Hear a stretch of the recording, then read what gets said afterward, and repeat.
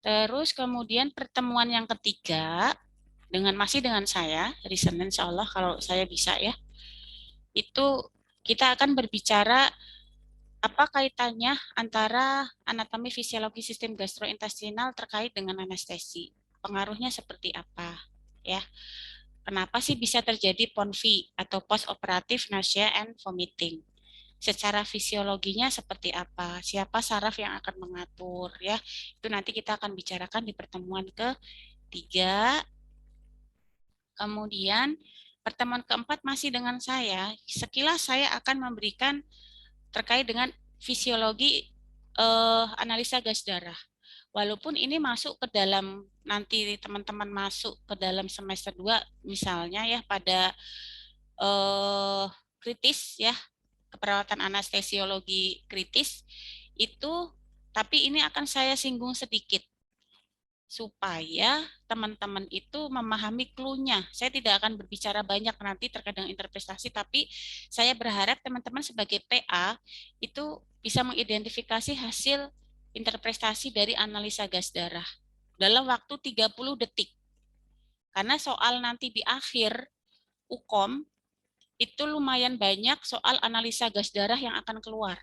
Jadi kalau teman-teman tidak bisa menemukan clue-nya, gimana cara, karena ini sebenarnya sulit ya, sulit, tapi kalau kita sudah menemukan triknya, cara mengedetek apakah dia asidosis, alkalosis, atau dia masuk ke respiratorik atau metabolik, atau dia masuk ke kompensasi, tidak kompensasi, atau sebagian, itu kalau teman-teman tidak bisa menemukan triknya, teman-teman akan bisa 1 jam melototi soal itu. Ini kemarin pengalaman soal UKOM itu lumayan banyak yang keluar ya, analisa gas darah. Sehingga nanti saya akan coba untuk membahas sedikit, walaupun nanti di semester 2 teman-teman semester akhir itu akan dibahas lagi ya.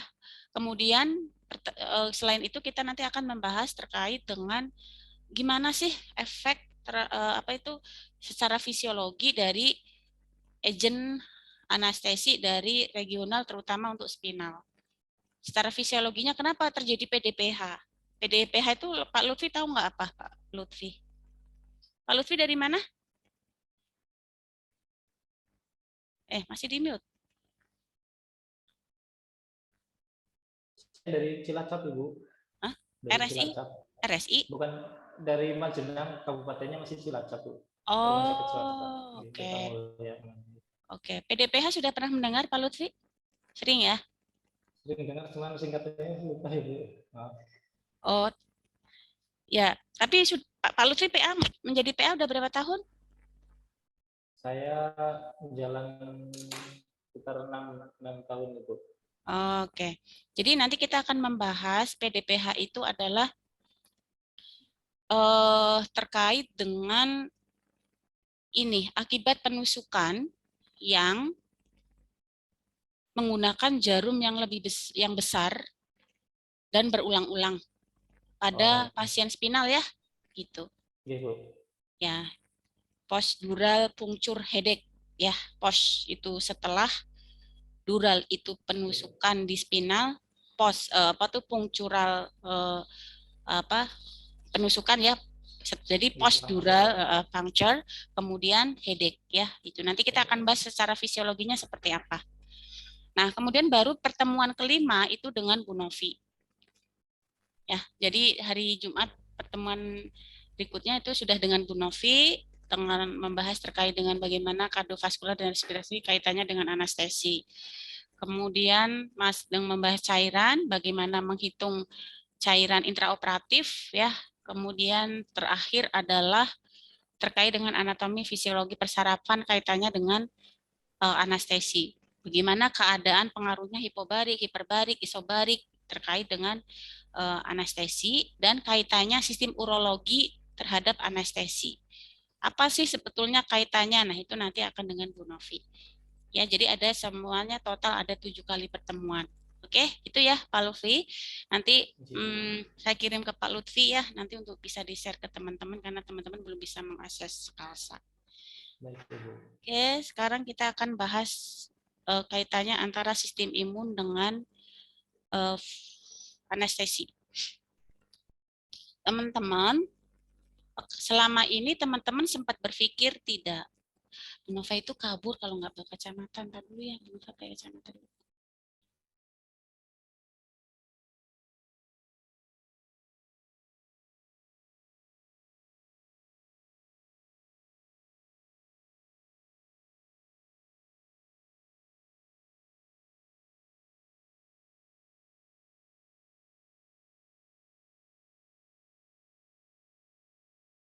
Siapa?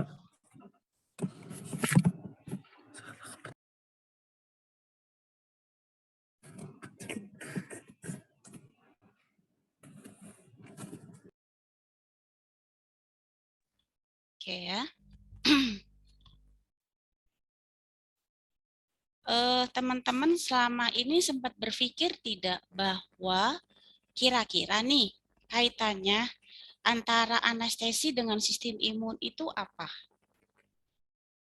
Pernah terbayangkan tidak? Ternyata kok ada pengaruhnya ya anestesi terhadap sistem imun gitu. Ada yang sudah pernah mendengar? Sudah? Atau sama sekali belum pernah mendengar bahwa anestesi itu ada kaitannya dengan sistem imun? Mungkin Pak siapa ya? Muhammad Apriandi. Dari mana, Bapak? Bapak Muhammad Apriandi? Oh, jam pelayanan kali. Edward namanya. Pak Edward, do you there? Adakah di situ? Tak ada. Kok nggak ada semua sih? Bu, ada Bu. Oh ada. Pernah mendengar nggak Pak Edward? Lagi pelayanan ya?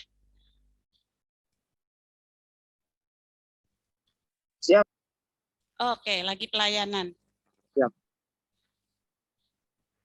Oh, kok bawa helm? Siap, lagi di jalan Bu sambil mendengarkan Bu izin. Oh, oke. Pak Edward pernah mendengar nggak kaitannya antara sistem imun dengan anestesi itu apa? Siap Bu, maaf Bu. Pernah mendengar kaitannya antara sistem imun dengan anestesi? Pernah mendengar? Siap Bu, belum pernah Bu. Oh, belum pernah. Oni Sandra sudah pernah mendengar? Belum. Ya udah, oke. Jadi ini nanti yang akan kita bahas ya, teman-teman. Apa sih kaitannya antara efek anestesi terhadap sistem imun? Nah, saya mah akan sedikit mereview terkait dengan sistem imun dulu. Ya, sistem imun dulu. Teman-teman harus bisa membedakan. Muhammad Apriandi boleh di-mute? Muhammad Apriadi Muhammad Apriadi Muhammad Apriadi halo Pak Muhammad Apriadi boleh di mute?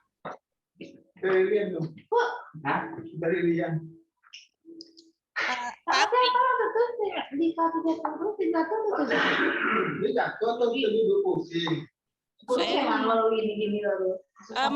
Pak Apriadi, mohon maaf, Pak Apriadi, mohon di mute, Pak Apriadi, suara saya.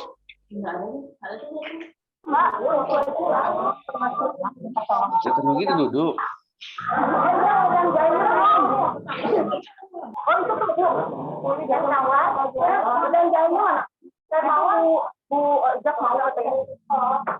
Oni Sandra boleh di mute? Aduh, salam. Ya, terpaksa saya mute dari sini ya. Oke, kita akan coba untuk review kembali apa sih bedanya antara imunologi, sistem imun, dan imunitas.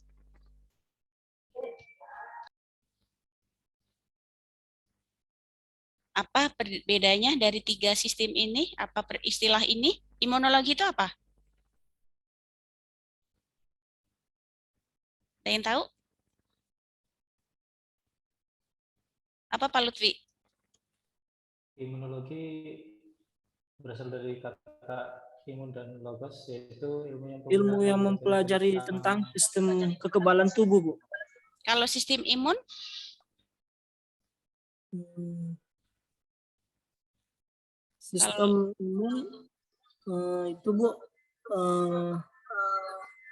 mempelajari bagaimana peningkatan sistem imun. Bagaimana mempelajari terkait dengan peningkatan sistem imun? Maksudnya apa itu? Sistem imun ini lebih untuk seperti pencegahan Bu, misalnya ada penyakit atau peradangan dan sebagainya. Maka ini sistem imun yang bekerja. Oke, kalau imunitas? Apa bedanya? Kita kan sering mendengar tiga istilah itu. Sebenarnya apa sih bedanya gitu ya? Nah, pertama nih ya, kita akan bahas. Kemudian teman-teman harus tahu dulu apa perbedaan dari sistem imun spesifik dan non spesifik dan apa yang terlibat di dalamnya dan apa kaitannya antara sistem imun, pembedahan dan anestesi. Dari yang pertama dulu ya. Ini kita pengantar dulu mencoba untuk mereview. Imunologi jelas ilmu yang mempelajari terkait dengan bagaimana hospes ya. Itu untuk mempertahankan kestabilan. Hospes itu ya kita, hostnya. Untuk mempertahankan kestabilan dalam lingkungan internalnya bila dihadapkan pada benda asing. Jadi ilmunya ya. Kalau sistem imun itu mekanismenya. Bagaimana mekanismenya host kita, tubuh kita untuk melindungi tubuh kita dari bahaya yang ditimbulkan. Logos itu ilmunya atau logi ilmunya, sistem imun mekanismenya. Kalau imunitas adalah semua mekanisme fisiologi yang membantu untuk mengenal benda asing, menetralkan, ya, memetabolisme benda asing tanpa menimbulkan kerusakan jaringan sendiri. Jadi jangan sampai imun kita, sistem imun kita, ya, itu merusak dirinya sendiri. Mungkin teman-teman tahu itu disebut dengan apa? Kalau tidak mampu mengenal siapa dirinya, disebut dengan penyakit apa? Masih ingat nggak, Pratomo? Masih ingat nggak? Kalau ketidakmampuan sistem imun untuk mengenal mana benda asing, mana sistem imun kita, namanya apa? Autoimun, Bu. Ya, autoimun ya, itu sangat berbahaya. Nah, sedangkan apa itu respon imun? Respon yang untuk menyambut atau menghadapi bagaimana agen asing atau antigen ya, misalnya virus, bakteri dan lain sebagainya. Anggaplah contoh misalnya di sini. Teman-teman masih ingat apa perbedaan antara spesifik dan tidak spesifik? Jadi ini ibaratnya gambar ini adalah gambar pertahanan tubuh kita. Jadi ibaratnya sistem imun kita itu adalah tentaranya kita yang ada di dalam tubuh. Kemudian mikroorganisme itu musuh yang harus dihadapi. Nah, dalam sistem imun ini begitu ada benda asing, ya, bagaimana tanggapan respon imun kita ini nanti akan ada dua, spesifik dan tidak spesifik. Nah, yang spesifik, kalau kita review lagi, ini mengingat lagi ya, zaman dulu kita kuliah, ini ilmu dasar, spesifik itu ada yang humoral, ada yang seluler. Nah, pertanyaan saya, pada saat tidak ada benda asing masuk, apakah sistem imun kita itu bekerja atau tidak? Pertanyaan saya. Pada saat tidak ada benda asing masuk, sistem imun kita yang terjadi oleh sistem imun kita ngapain dia? Tidurkah? Atau dia bekerja siang, pagi, sore, malam setiap saat? Atau bagaimana menurut teman-teman? Paham pertanyaan saya ya? Jadi kan tugas-tugas dari tentara itu kan yang kita ibaratnya sistem imun itu kan tentara kita, ya. Dalam hal ini kalau di Indonesia itu ya TNI, polisi kan gitu. Nah, pada saat tidak ada benda asing masuk, apa yang terjadi di dalam sistem imun kita? Ada yang bisa bantu jawab?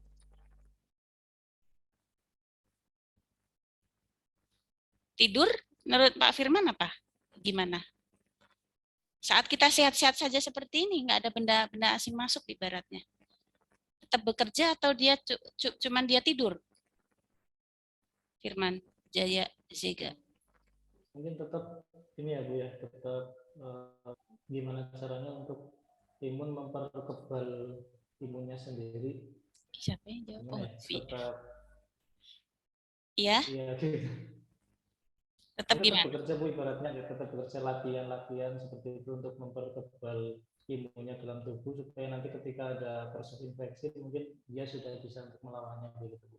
Ya, jadi intinya adalah jangan dikira bahwa kalau tidak ada benda asing masuk, dia tidak aktif. Bukan, dia tetap aktif.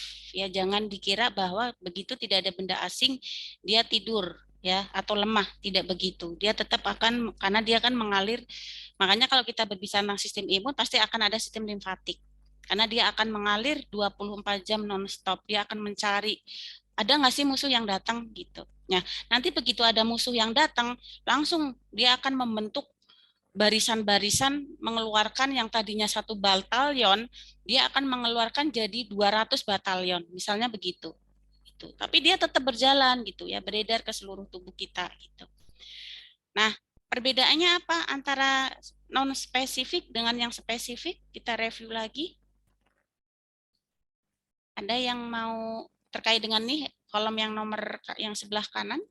Ada yang bisa membedakan? Silahkan, boleh review. Ini sudah ada, sudah saya berikan yang kolom sebelah kanan, ini intinya. Mungkin Mbak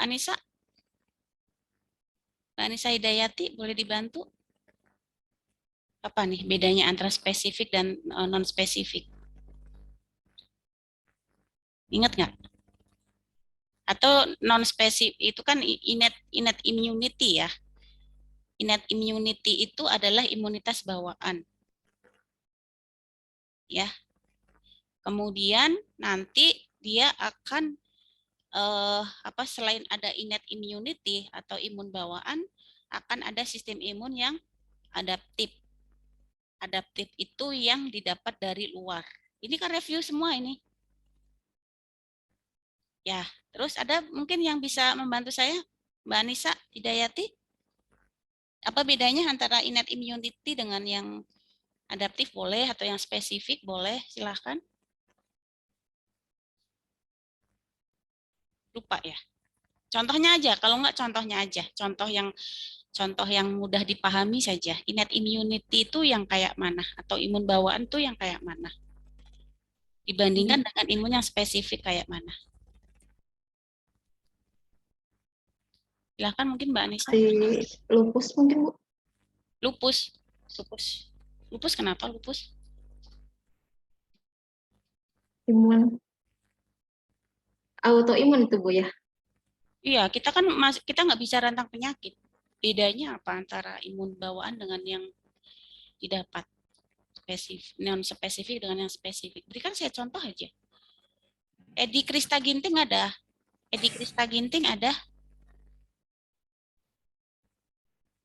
Nggak ada. Silakan yang mau bantu saya. Coba jawab Ibu. Ya, mangga Bapak. Kalau alergi gimana Dok?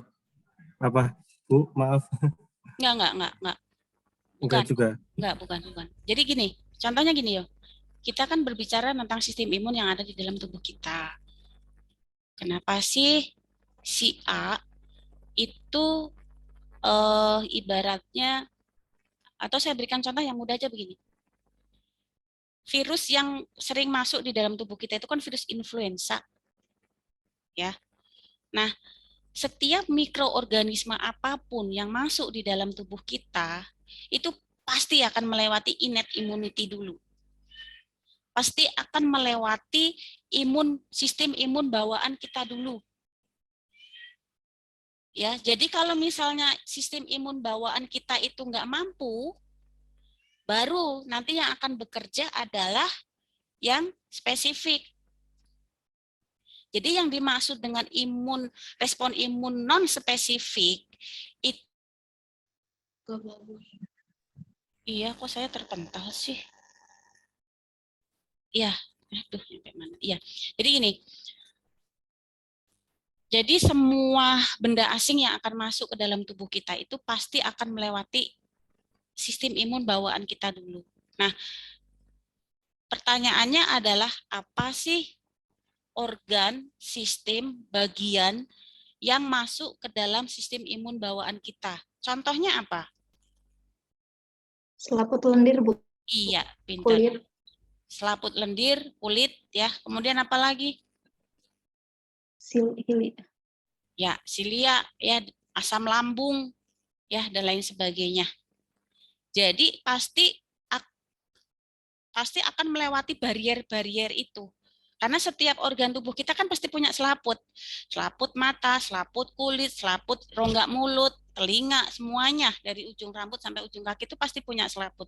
Nah, itu adalah merupakan bagian sistem imun bawaan. Nah, nanti di situ begitu benda asing itu nanti akan masuk, dia dulu bekerja. Kalau misalnya dia nggak bisa bekerja, baru nanti akan diambil alih oleh imun yang spesifik. Contohnya begini, ada virus hepatitis masuk. Bu, virus hepatitis masuk itu apakah akan melewati imun bawaan dulu? Jelas, iya, ya.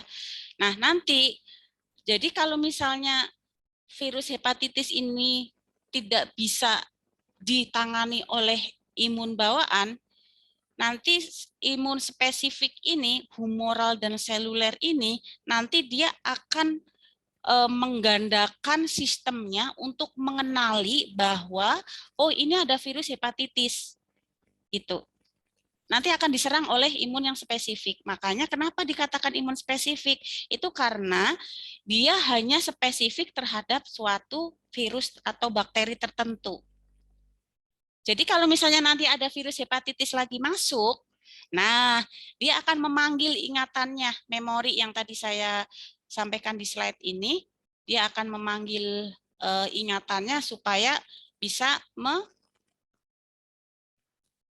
bisa menyerang virus tadi. Nih, kalau teman-teman lihat di bagian kanan nih,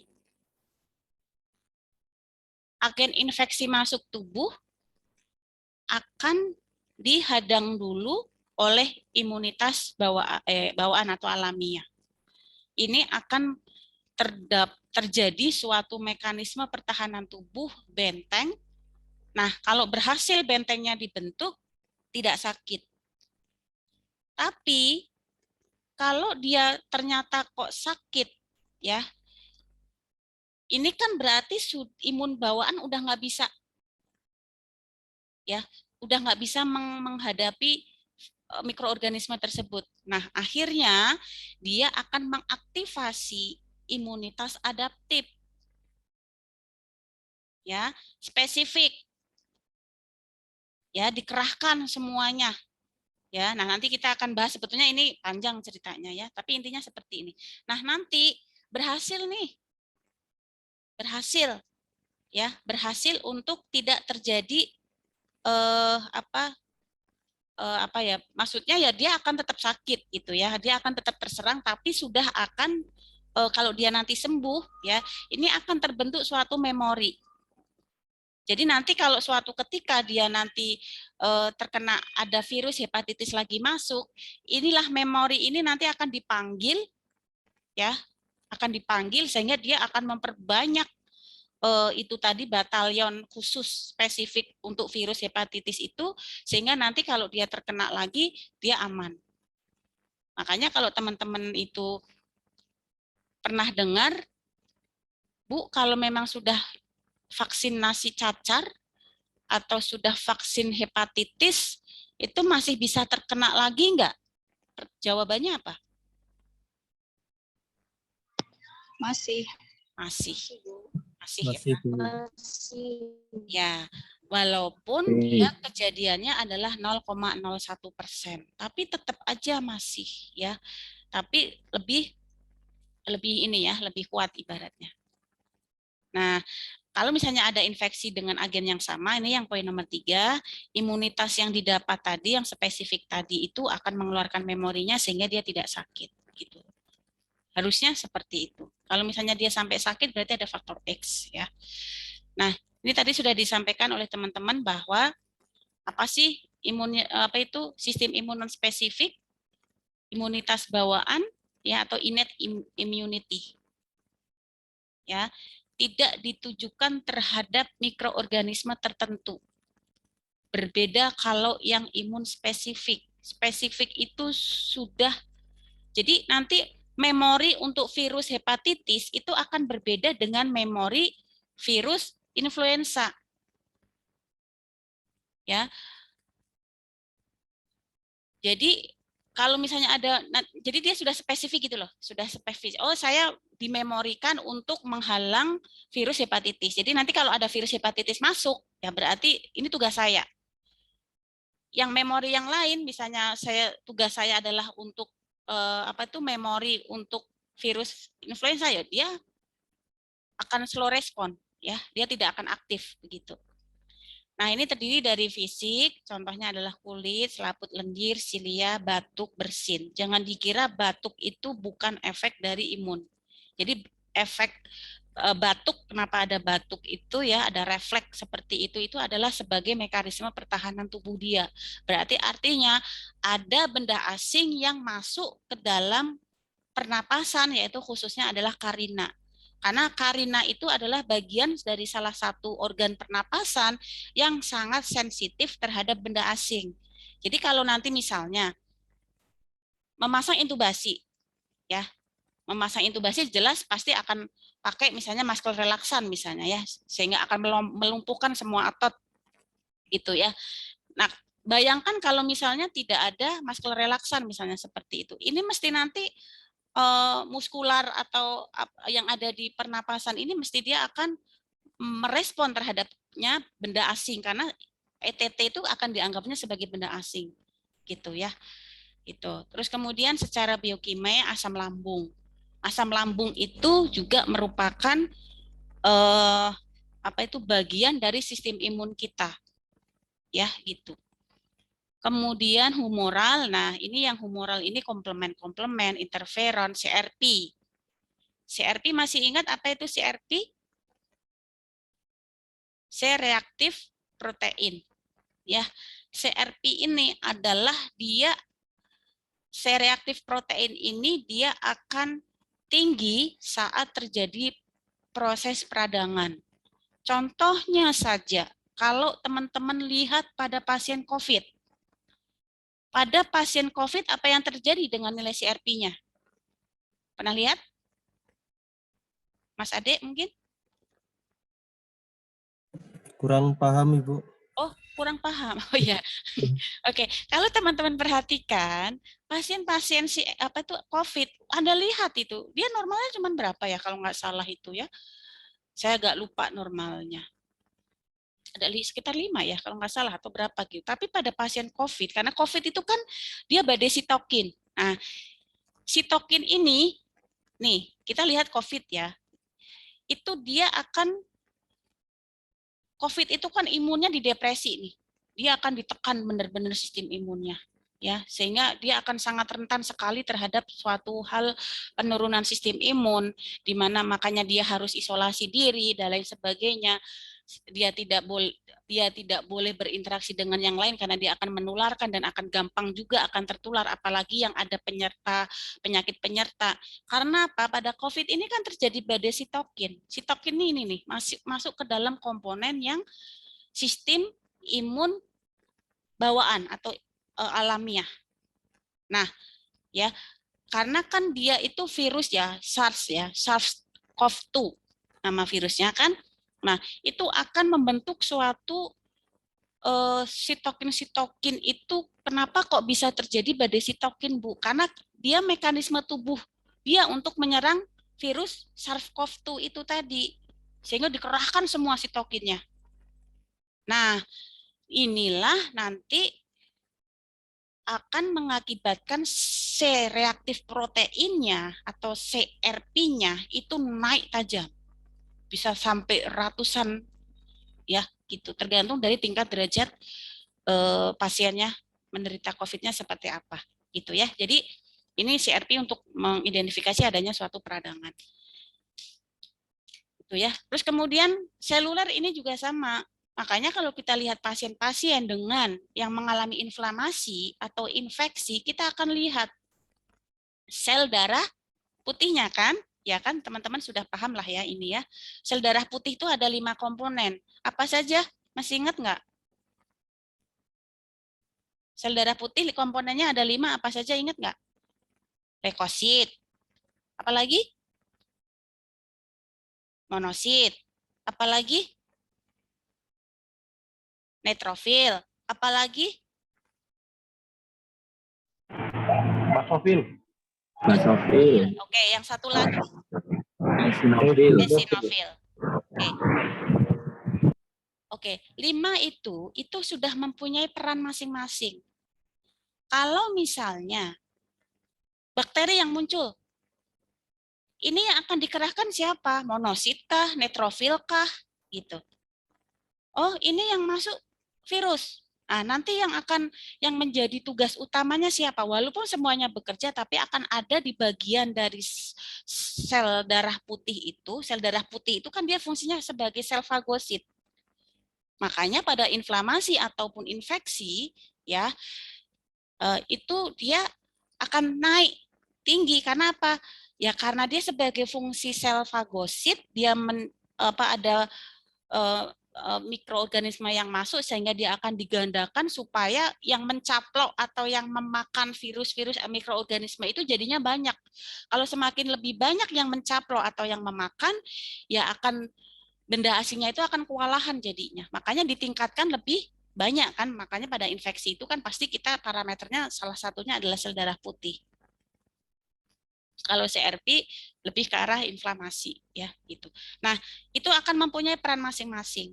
Eosinofil ya. Eosinofil ini kan lebih ke arah peran yang kalau ada apa pasiennya mengalami apa. Eosinofil kita lihat kalau pasiennya mengalami ada riwayat alergi. Jadi nggak usah lihat oh pasiennya misalnya nih teman-teman akan menganamnesis pasien. Pra-anestesi kan wajib harus masih ingat nggak? Pengkajian pra-anestesi di awal yang harus teman-teman kaji apa? Masih ingat nggak? Empel masih ingat empel? Empel ingat nggak empel? AMPLE masih ingat nggak? Lupa ya. Salah satunya itu adalah alergi A. Dia punya alergi atau tidak? Gitu ya. Nah, itu kan harus ditanyakan. Gitu. Nah, ini yang akan kita lihat apakah ada nggak nilai eosinofilnya itu dia tinggi atau tidak. Kalau dia tinggi ya berarti pasti dia mempunyai cenderung dia akan mempunyai riwayat alergi apa gitu ya. Nah, kemudian sel nol atau sel nol. Sel nol ini contohnya adalah sel NK. Sel NK ini adalah natural killer. Nah, kalau sel K jarang ya kita bahas, saya nggak akan membahas sel K. Yang dasarnya itu adalah sel NK. Ya, sel NK itu natural killer. Ini akan bekerja kalau ada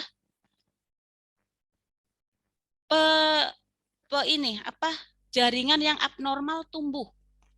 Contohnya saja pasien yang terkena tumor atau CA. Pasti sudah dipastikan sel NK-nya dia akan tinggi. Karena apa?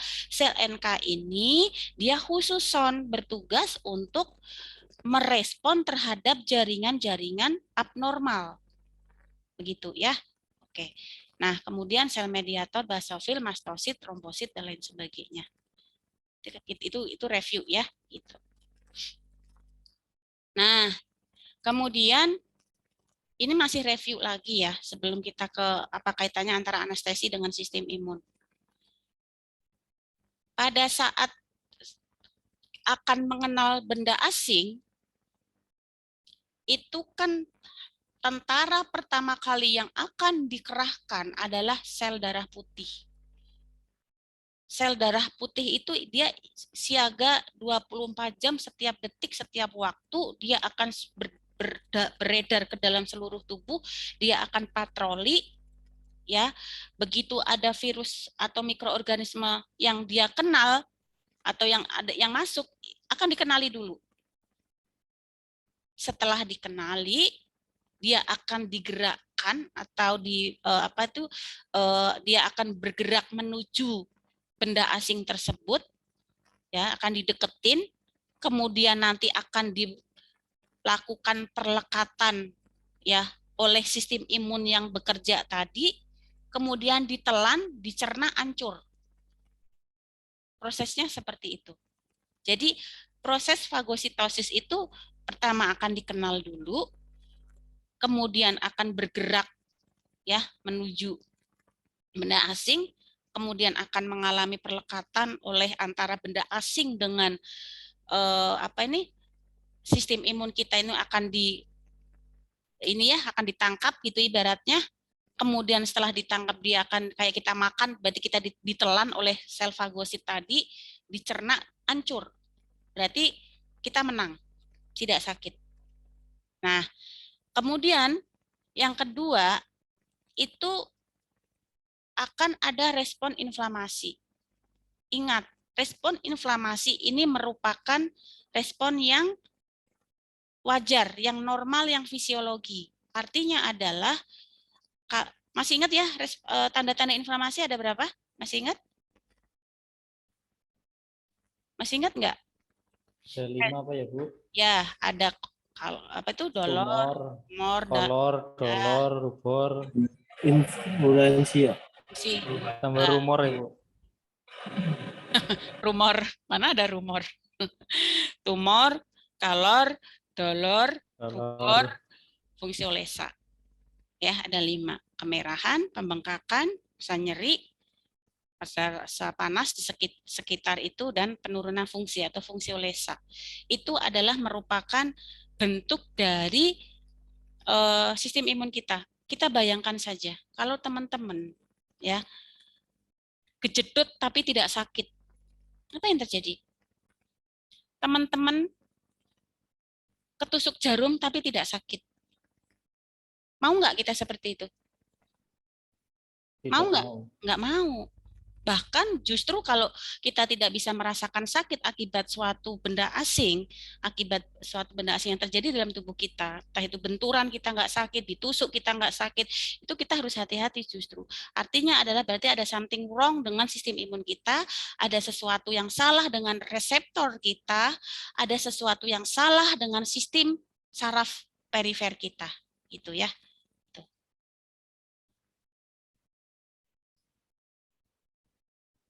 Nggak bisa di-next.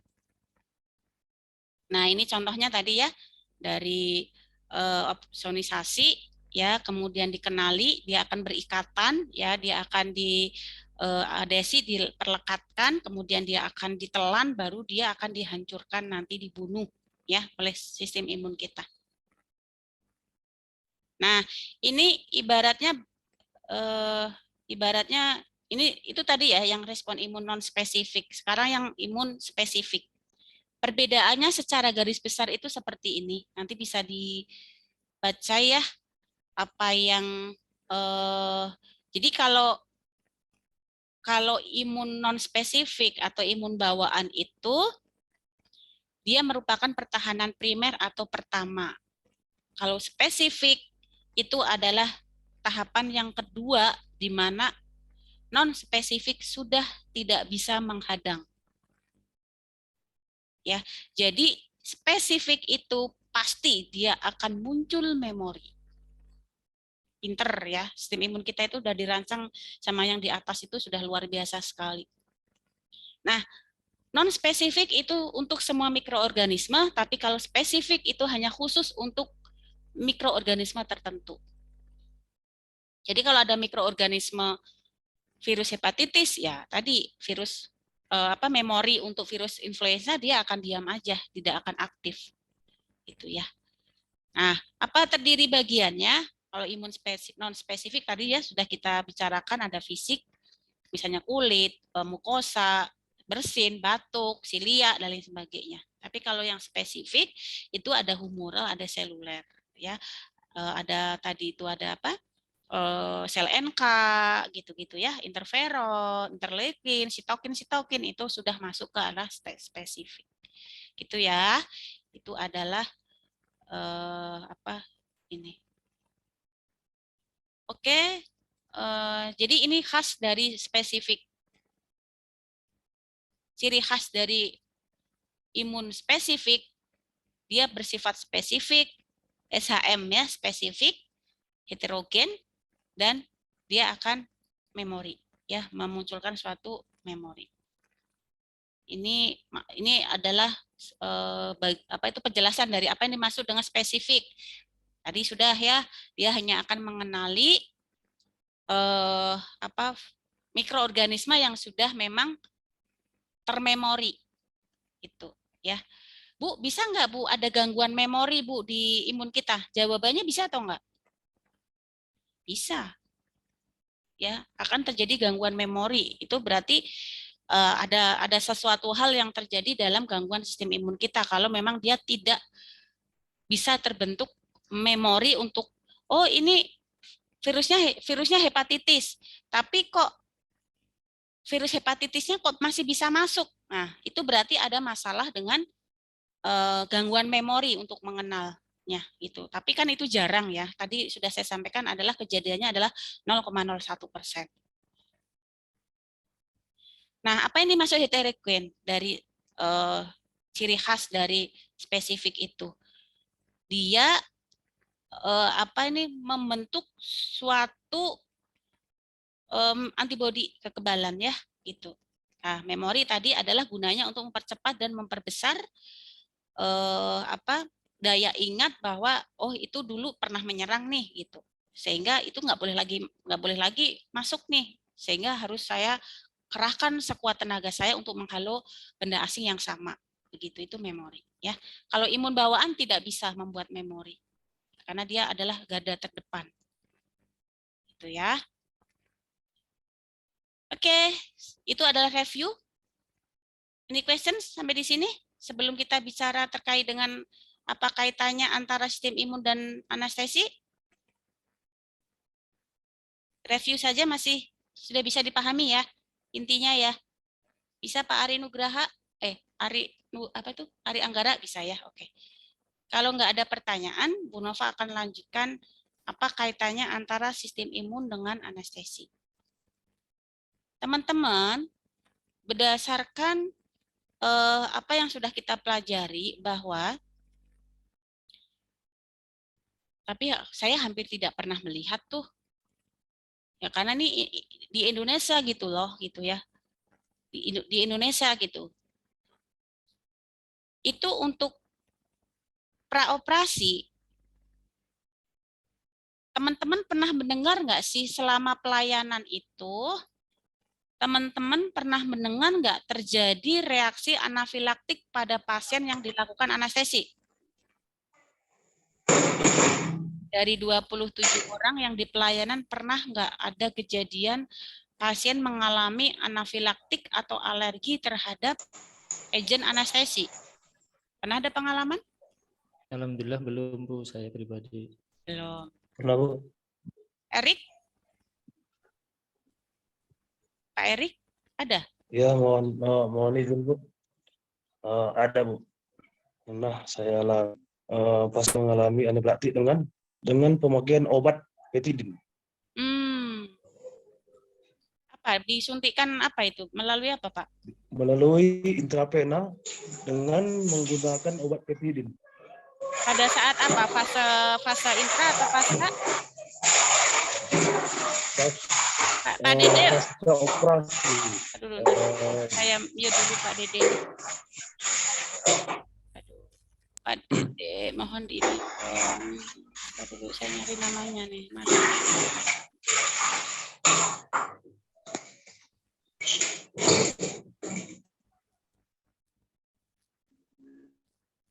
Oke ya. Mohon maaf Pak, diulangin pada saat fase apa?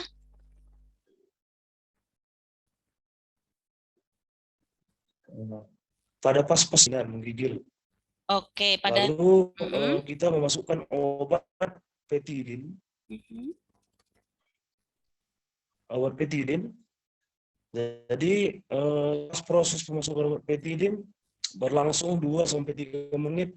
Terjadi anafilaktik. Pasien merasa alergi. Tanda-tanda alergi terjadi di tangan pasien, yaitu bercak merah panjang. Terus apa yang dilakukan terus setelah itu, Pak? Berarti Yang kita lakukan setelah itu kita memberikan obat dexamethasone melalui intravena, Bu. Oke. Tertolong tapi pasiennya ya. Oke, terima kasih Pak Erik untuk sharingnya. Ada teman-teman lagi yang pernah menjumpai bagaimana... Ya, tertolong. Iya, tertolong ya. Ada lagi pengalaman yang lain teman-teman? Selain Pak Erik?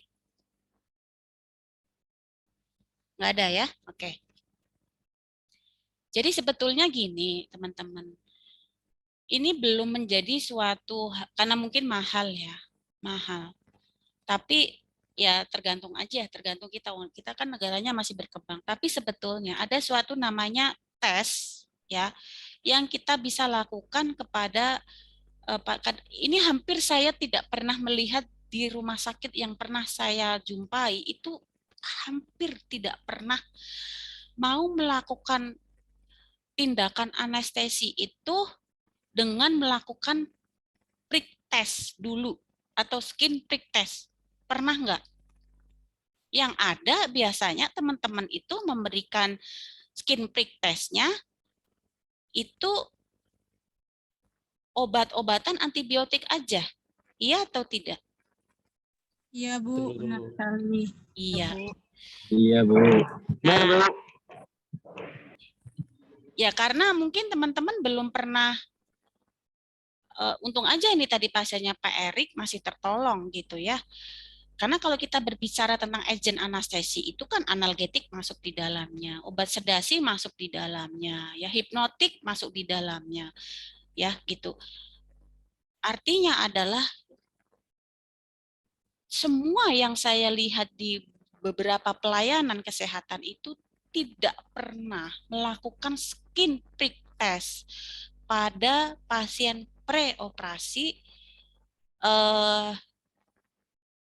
pada pasien yang sebelum menjalani operasi. Kenapa demikian? Kalau menurut asumsi saya pribadi itu karena mungkin bagi petugas kesehatan adalah suatu hal yang tidak penting. Yang kedua, mungkin butuh suatu tambahan biaya yang akan dicas ke pasien. Yang ketiga, angka kejadian alergi terhadap anestesi, alergi terhadap obat anestesi, entah itu analgetik, entah itu hipnotik atau sedasi, entah itu apa sih bupivacain ataupun apapun yang ada di dalam trias anestesi itu kejadiannya kecil. Tapi jangan salah, walaupun kejadiannya itu kecil, begitu sudah terjadi sama pasien, ya akibatnya akan sangat fatal ya. Jadi itu bisa dilakukan dengan skin prick test sebetulnya. Ya. Nah, selain itu juga bisa dilakukan dengan radioimunisasi sebetulnya ya, dengan RIA ya, gitu untuk mendeteksi alergi terhadap obat-obatan. Nah, ini kalau kita mau di negara canggih itu bisa kita lakukan dengan keduanya. Nah, nanti ini bisa teman-teman kan sudah harus ngajuin judul ya. Tentu sudah harus ngajuin judul proposal ini nanti ya. Karena ingat loh ya, saya nggak tahu sudah ada dosen pembimbingnya belum ya? Dosen pembimbingnya teman-teman sih siapa? Dosen PA-nya udah dibagi belum? Belum. Ya, belum, Bu. Belum ada, Bu. Oh, belum ada. Oh, belum ada. Pengisian KRS kayak begitu belum ada, harus minta tanda tangan ke siapa? Belum ada ya? Belum, Bu. Ya, okay. Belum, Bu. Belum dapat akses buat Skalsa dan lain-lain. Oh, ya oke. Nanti nunggu Iya. nanti ya. Oke, enggak apa-apa, enggak apa-apa. Nanti setelah itu, nanti selesai teman-teman semester awal itu sudah langsung akan dibagi mungkin pembimbing akademiknya, akan dibagi pembimbing skripsinya siapa. Nah, sambil jalan-jalan sambil jalan-jalan maksudnya, sambil proses itu, sambil proses berjalan, ambil suatu judul yang memang itu fenomenologi, yang memang teman-teman itu dapatkan, tapi memang ini kenapa sih kok begini gitu. Ya gitu. Ya bisa aja dengan persepsi, misalnya teman-teman mau melakukan wawancara kepada SPAN misalnya, atau manajemen misalnya, kenapa sih, karena sistem imun pada anestesi itu memang jarang diangkat gitu ya, tapi begitu terjadi sama pasien akan sangat-sangat fatal akibatnya. Belum pernah sih ya, teman-teman belum pernah menjumpai pasien yang diinjeksi bupivakain spinal, pasiennya langsung shock anafilaktik dan langsung meninggal. Itu belum pernah kan terjadi seperti itu. Belum, mungkin karena kejadian yang belum pernah yang sangat sedikit itu sehingga membuat manajemen rumah sakit itu belum berpikir jauh ke sana gitu ya. Nah, tapi kalau kita mau di negara-negara maju, kombinasi antara skin prick test dengan RIA itu akan sangat lebih akurat untuk bisa mendeteksi alergi terhadap obat-obatan. Nah, bisa jangan dikira propofol ya atau trias anestesi apa yang kita sering berikan ke pasien itu, jangan dikira itu tidak akan menimbulkan resiko terjadinya alergi ya gitu. Jadi itu bisa juga mengakibatkan resiko terjadinya alergi. Kemudian next. Nah, sekarang kita akan bahas bahwa bagaimana Bu kalau terjadi pada pasien dengan tindakan operasi mayor. Teman-teman ya, lama operasi itu akan mempengaruhi bagaimana depresi atau disfungsi sistem imun yang terjadi di dalam tubuh pasien. Semakin operasinya lama, disfungsi kekebalan tubuh bawaan atau innate immunity pada pasien itu akan jauh lebih besar. Kenapa? Teman-teman bisa lihat di sini. Nah, pada kasus-kasus dengan operasi lama, operasi mayor, yang dimaksud dengan operasi mayor itu yang kayak mana ya? Mungkin operasi mayor itu yang kayak gimana? Bedah saraf dan laparotomis misalnya, atau operasi jantung, Bu. No, definisinya. Definisinya apa operasi mayor itu? Operasi yang menggunakan pembiusan regional anestesi atau general anestesi, Bu. Kan ada lokal anestesi yang kemarin di... Bukan begitu definisinya, bukan. Ada yang bisa membantu saya apa definisinya? Operasi yang dilakukan pada bagian kepala, perut, dada, Bu. Bukan itu definisinya. Ayo. Festus Alan Marbase. Festus, adakah di situ?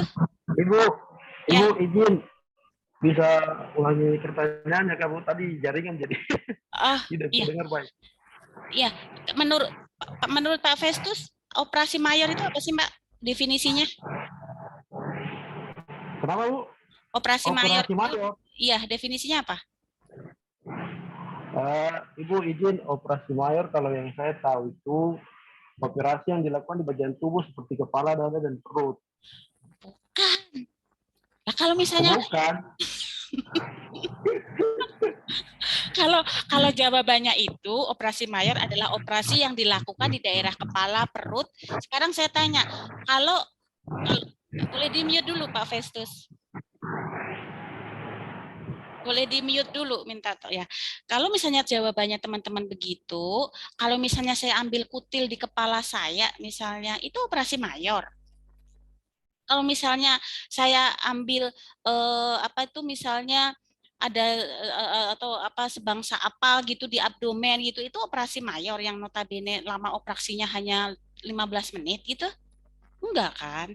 Jadi kalau kita mau apa sih yang disebut dengan ini kan masuk ke dalam lama operasi. Lama operasi itu kan dibagi menjadi 3. Operasi minor, operasi sedang, operasi mayor. ya kan? Kalau operasi minor itu yang kurang dari 1 jam. Jadi yang operasi minor, mayor, sedang itu bukan dilihat dari tempat insisinya, bukan, tapi dilihat dari lama operasinya. Kalau lama operasinya itu kurang dari 1 jam, itu disebut dengan operasi minor. Tapi kalau jenis lama operasi yang sedang, itu 1-2 jam. Tapi kalau operasi yang mayor, itu masuk ke dalam yang lebih dari 2 jam. Contohnya apa ya? Tadi contohnya kraniotomi, misalnya laparotomi, itu kan mayor. Karena apa? Dia misalnya lebih dari 2 jam. Ya, sekali lagi bukan dilihat dari definisi tempatnya dia di mana, tapi definisi dari lamanya. Nah, kita ketahui bersama bahwa operasi mayor ini, ya terutama di operasi mayor ini akan mengakibatkan interleukin 10. Apa sih Bu interleukin 10? Kita tadi kan sudah mereview tuh imun bawaan dan imun spesifik. Ya. Interleukin 10 itu, interleukin tuh banyak banget. Ada interleukin 1, 2, 3, 4, 27 dan seterusnya. Ya. Itu merupakan sitokin itu masuk ke dalam respon imun spesifik. Dia tujuannya interleukin 10 itu tujuannya dia sebagai antiinflamasi. Oke, dia sebagai antiinflamasi. Jadi, pada pasien-pasien yang terjadi pembedahan mayor, itu akan terjadi peningkatan interleukin 10. Ya. Jadi kenapa Bu kok bisa terjadi peningkatan interleukin 10? Sitokin itu gitu. Ya karena dia fungsinya sebagai antiinflamasi. Ya. Jadi ingat pada operasi mayor, pembedahan mayor itu dia akan terjadi disfungsi kekebalan tubuh. Sistem imun itu akan mengalami depresi. Ditekan sistem imunnya. Sehingga untuk menyeimbangkan supaya dia tidak terjadi depresi semakin turun, sehingga tubuh ini akan merespon imun spesifik untuk meningkatkan sitokin, yaitu interleukin 10. Jadi antiinflamasinya naikkan dulu. Supaya apa? Supaya kita nggak tahu di ruang operasi kenapa kita itu apa sih kalau di ruang operasi kan ada area kuning, hijau, merah dan lain sebagainya. Kita diminta semuanya steril. Salah satunya selain mikroorganisme itu bisa masuk ke dalam luka pembedahan, tapi efek dari anestesi itu sendiri itu mengakibatkan depresi sistem imun. Sehingga karena itu ini ya, antiinflamasi ini pada saat orang dilakukan pembedahan mayor, efek dari agen anestesi ini akan menaikkan interleukin 10. Jadi ini ibaratnya kompensasi itu. Kompensasinya adalah antiinflamasinya dinaikkan. Nah, gimana dengan anestesi epidural? Nah, pada anestesi epidural ini memiliki efek yang menguntungkan pada reaksi imunitas dan respon terhadap stres akibat pembedahan. Jadi tuh teman-teman ya, jangan dikira pasien itu dilakukan pembedahan, ya udah pembedahan aja selesai, teman-teman hanya rutinitas begitu ya, bekerja menerima pasien dari ruang premedikasi, dari ruang premedikasi pindah ke ruang intra, di intra nanti pengakhiran anestesi durante, kemudian pindah ke pasca anestesi di ruang RR, selesai habis dari ruang RR kemudian pindah lagi handover dengan pasien ruangan untuk pasien ditindaklanjuti di ruangan seperti itu. Kadang kita kan mindsetnya rutinitas seperti itu terus tanpa melihat bagaimana apa sih sebetulnya respon yang terjadi di dalam tubuh pasien selama pembedahan. Nah, kalau dari sistem imun begitu. Jadi banyak faktor yang mengakibatkan kenapa pada pembedahan itu terjadi depresi sistem imun. Ya. 1, karena agen anestesi itu sendiri. Yang kedua, akibat dari respon stres akibat pembedahan. Ya, akibat respon stres dari pembedahan. Bu Nova akan ulangi, loh Bu, kenapa ini kok anestesi epidural itu memiliki efek yang menguntungkan Bu bagi reaksi imunitas? Ada yang bisa bantu jawab saya kasih langsung nilai A. Kalau ada yang bisa jawab ini, yang kuning ini, saya akan langsung berikan teman-teman A. Nilai A. Ora usah melu ujian, ora apa-apa. Nggak usah ikut ujian. Anfis, nanti nilai dari saya langsung saya kasih A. Izin Bu. Ya, silahkan Pak Erik. Iya. Sepengetahuan saya Bu, karena dalam pembiusan teknik epidural,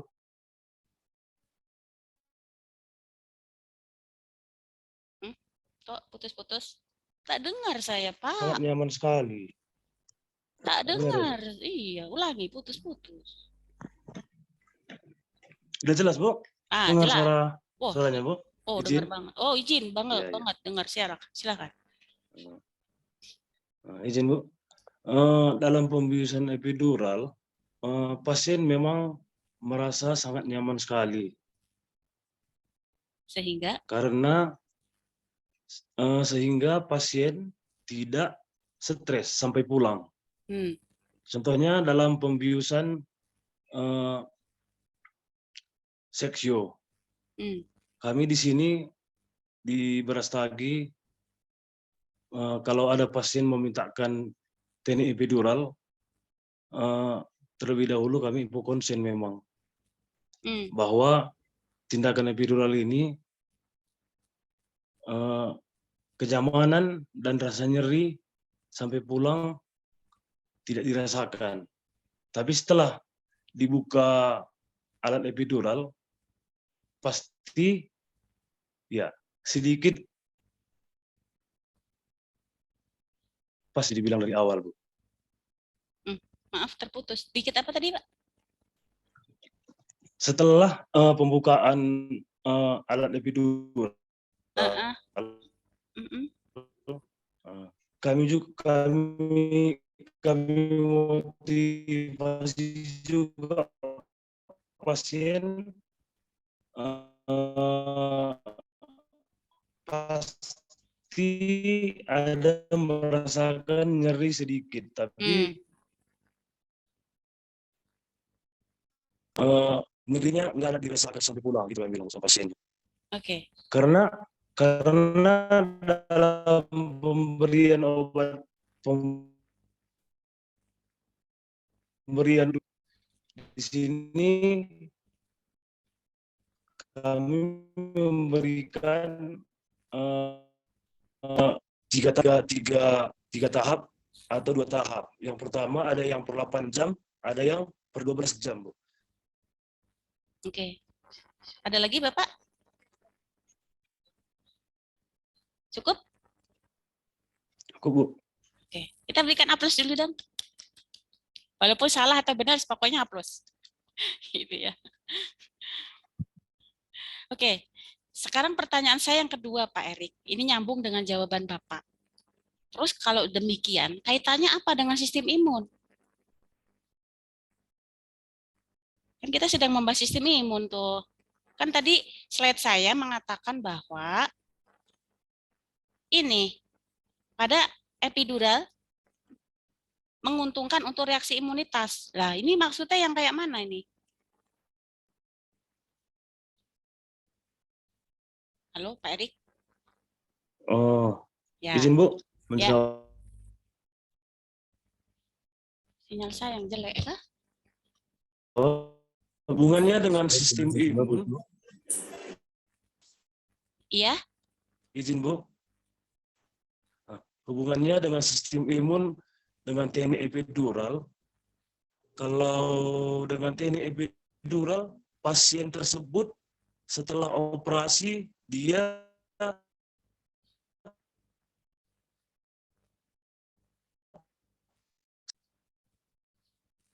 hubungannya dengan sistem imun. Gimana kira-kira, benar, Bu? Putus-putus, Pak. Makanya saya dari tadi begini.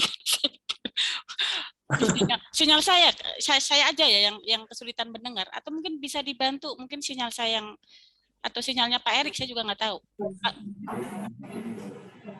Pak siapa? Ades? Iya. Boleh menjawab, Ibu? Iya. Maaf, sambil pelayanan ya, Ibu, jadi tidak on cam, Bu. Ya, mangga Pak Ade. Ya, untuk menguntungkan sistem imun, maksudnya epidural itu menurut saya pribadi karena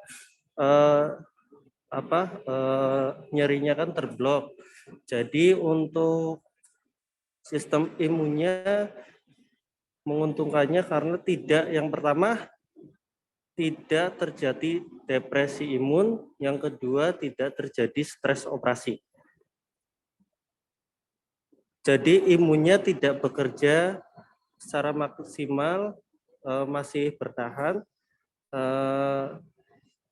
yang karena ditahan oleh blok epidural tersebut, Ibu. Nek kayak gitu kan berarti kalau di blok imunnya tidak bekerja, ya berarti ya wassalam toh pasiennya toh Pak. Berarti malah beresiko berarti kan tidak menguntungkan kalau kayak begitu. Kalau ini kan tadi epidural itu menguntungkan dari segi imunitas pasien. Iya nggak Pak Ade? Betul nggak? Halo? Aduh. Iya.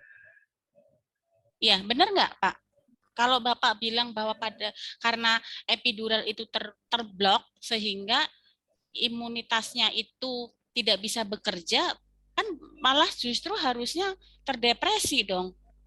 Kalau terdepresi sistem imunnya harusnya tidak menguntungkan dong dari segi imunitas epidural itu. Begitu kan? Rasional kan apa yang saya feedback kan? Iya. Iya. Jadi gini. Iya. Oke. Oke, tapi saya terima kasih ya Pak Ade sama Pak Erik. Jadi gini. Nanti tetap harus ikut ujian ya.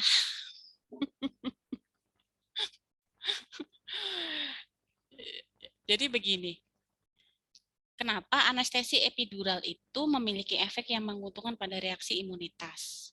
Epidural kita ketahui adalah walaupun dia mahal, tapi memang ini pasiennya nyaman banget. Betul tadi yang disampaikan oleh Pak Erik. Pasiennya nyaman selama dipasang kateter epidural. Gitu, ya kan? Karena kan dia masuknya dia lebih kontinu epidural, obat-obatan yang masuk. Nah, pada saat tadi Pak Erik sebetulnya sudah hampir betul. Tapi menjawabnya belum dari segi imunitas ya. Atau sudah saya kurang paham tadi karena terputus-putus ya Pak Erik yang terakhir tadi, kalau pada saat saya tanya terus efeknya terkait dengan imunitas apa gitu, saya belum bisa mendengar tadi itu. Jadi gini, di dalam tubuh kita ya, di dalam tubuh kita orang yang mau dilakukan pembedahan itu cenderung dia akan mengalami stres. Stres itu jangan diasumsikan semata-mata pasiennya cemas. Jangan hanya diasumsikan itu saja. Memang betul, iya, stres ada kaitannya dengan kecemasan pasien menghadapi preoperasi. Tapi jangan salah bahwa efek dari sayatan itu, ya, efek dari sayatan atau insisi saat pembedahan itu akan mengganggu sistem imun. Jadi kalau tadi saya bilang bahwa kenapa ya, apa kaitannya pembedahan dengan sistem imun? Minimal akan ada dua jawaban. Satu, efek dari agen anestesi itu sendiri. Yang kedua, akibat dari stres pembedahan. Stres pembedahan itu kita akan bisa melihat dari dua sisi. Stres akibat kecemasan pasien preoperasi, yang kedua stres akibat insisi yang dilakukan oleh bedah. Bu, maksudnya apa? Kita lihat, pada saat dilakukan insisi pembedahan, ya, itu kan jaringannya mengalami stres. Jadi stresnya bukan dari segi psikologi. Jadi stres pembedahan itu ada dua, stres psikologi, stres fisik. fisik itu yang disebabkan karena insisi pembedahan. Ya. Jadi orang stres baik itu fisik ataupun stres secara psikologi itu akan mengakibatkan peningkatan hormon kortisol. Ya. Apa itu Bu hormon kortisol? Hormon kortisol itu adalah masuk ke dalam jenis kortikosteroid. Ya, kortikosteroid. Kortikosteroid itu kan merupakan obat obat kortikosteroid itu kan salah satunya sebagai efek antiinflamasi. Betul nggak? Betul ya? Oke. Nah, pada orang yang stres fisik atau stres psikologi, hormon kortisolnya akan naik. Pasti, teman-teman sedang stres, sedang banyak pikiran, mau menghadapi ujian stres, sedang kuliahnya Bu Nova stres, ataupun apapun, itu baik itu fisik ataupun psikologi stres, itu kalau saya cek hormon kortisolnya teman-teman, itu pasti akan naik. Nah, saat hormon kortisol naik, ini dia akan menekan sistem imun. Paham? Oke. Ya, saat hormon kortisol naik, dia langsung akan menekan sistem imun. Itulah kenapa 90% orang yang sering stres, banyak pikiran, 90% akan terjadi banyak penyakit. Itu. Karena apa? Ya karena dengan kita stres, kita sering stres, pola hidup, kemampuan untuk memanage diri itu kan salah satunya adalah bagaimana mengelola stres dengan baik. Nah, kalau kita sudah bisa mengelola stres dengan baik, otomatis kita akan happy fun. Kalau saya itu pada saat saya stres ataupun apa, saya mencoba untuk mensugesti diri saya. Saya bisa terlalu banyaknya padat jadwal yang deadline ini, deadline itu harus kita selesaikan. Saya mensugesti diri saya, aku bisa menyelesaikan. Kemudian kalau misalnya kita sedang ada konflik, misalnya ya, karena kan kadang kita kerja konflik, ya ada teman berkonflik atau di tempat kerja kita atau dimanapun pasti kita ada namanya hidup itu konflik. Saya mencoba untuk mengelola stres itu pada level terserah. Kalau saya sudah pada level terserah, sudah apapun itu saya sudah hilang semua. Nah, itu kan salah satu contoh adalah bagaimana kita kemampuan untuk mengelola stres. Karena apa?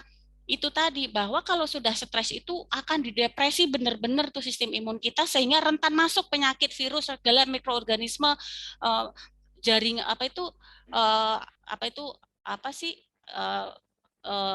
jaringan abnormal itu nanti akan bisa tumbuh dan lain sebagainya. Itu pokoknya semua penyakit akan bisa masuk. Nah, sehingga dengan itu, kenapa pasien epidural itu menguntungkan? Ya karena tadi bahwa dengan epidural itu pasiennya nyaman, ya. Kalau kita mau bicara ini ya, baik itu pre, intra, paskanya ya, itu nyaman sehingga hormon kortisolnya itu dia tidak naik. Oleh epidural itu hormon kortisol tidak dinaikkan. Ya, sehingga levelnya dari segi imunitas itu lebih aman kalau pada pasien epidural. Karena level untuk ininya disayat, misalnya ya pasiennya disayat atau pada saat intra anestesi dia akan tetap terjaga, ya rasa nyeri itu kan juga merupakan stres fisik gitu ya, sehingga itu yang mengakibatkan kenapa pada epidural itu lebih menguntungkan. Ya, bisa dipahami nggak sampai di sini? Jadi efeknya itu ini dari segi kenyamanan pasien, dari segi stresnya fisik dan psikologi pasien yang akan meningkatkan hormon kortisol. Nah, pada epidural karena pasiennya nyaman ya, merasa nyaman dengan analgetik yang masuk itu ya, sehingga tidak ada stres fisik dari segi nyeri dan lain sebagainya, ini hormon kortisolnya akan tetap seimbang sehingga imunitasnya itu tidak akan ditekan sedemikian banyak gitu loh, tidak akan signifikan gitu loh. Paham ya maksud saya? Bisa dipahami penjelasan saya? Bisa, Bu. Bisa ya. Oke. Nah, apa keuntungan yang lain? Anestesi epidural itu bisa mempertahankan aktivitas sel NK. Tadi apa? Sel NK itu berperan terhadap pertumbuhan jaringan ya, gitu ya. Dan mengurangi respon stres. Tadi sudah saya jelaskan. Epidural, blok epidural dari segmen dermatum T4 sampai S5 ya, torakal 4 sampai sakrum 5 dimulai sebelum pembedahan itu mencegah peningkatan konsentrasi kortisol dan glukosa. Ini jawabannya. Ya, gitu. Itulah kenapa dia akan lebih aman terhadap efek imunitas. Next. Sampai jam berapa? Maksimal jam 3 ya. Karena teman-teman harus habisnya kan udah kuliah. Nah, kemudian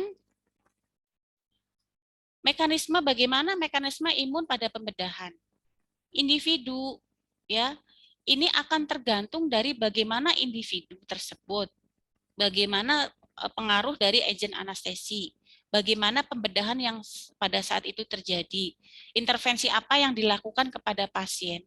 Sehingga obat anestesi ini akan mengakibatkan baik efek baik langsung maupun tidak langsung terhadap sistem imun. Karena banyak pengaruhnya tadi dari pasien itu sendiri ya. Misalnya antara pasien anak-anak atau pasien dewasa dengan lansia. Jelas nanti depresi sistem imun yang akan terjadi pada pasien itu akan berbeda. Itu kalau dilihat dari pengaruh individu. Ya, jelas akan berpengaruh yang lansia begitu ya. Kemudian pengaruh dari agen anestesinya itu sendiri. Artinya misalnya, oh yang satu pakai propofol, yang satu misalnya selain propofol apa ya misalnya yang setara selain propofol apa misalnya, atau misalnya kalau Tiopental. Ya boleh tiopental. Ya misalnya untuk pasien yang saraf ya biasanya ya. Nah terserah itu apa. Nah, itu juga akan berbeda nanti pada saat dia mendepresi sistem imun. Dari lamanya pembedahan ya, dari yang lama dengan yang sebentar misalnya, antara yang operasi mayor, sedang, minor, itu akan berbeda juga bagaimana akan mendepresi sistem imun. Dan intervensi yang dilakukan teman-teman itu juga akan berpengaruh juga terhadap bagaimana imunitas pada pasien selama pembedahan. Nah, kemudian berikutnya, obat anestesi dapat menurunkan respon imun selama pembedahan dengan cara apa? Yang pertama, menghalangi refleks yang dikaitkan dengan respon nyeri. Betul tadi yang disampaikan oleh Pak Ade Sukma.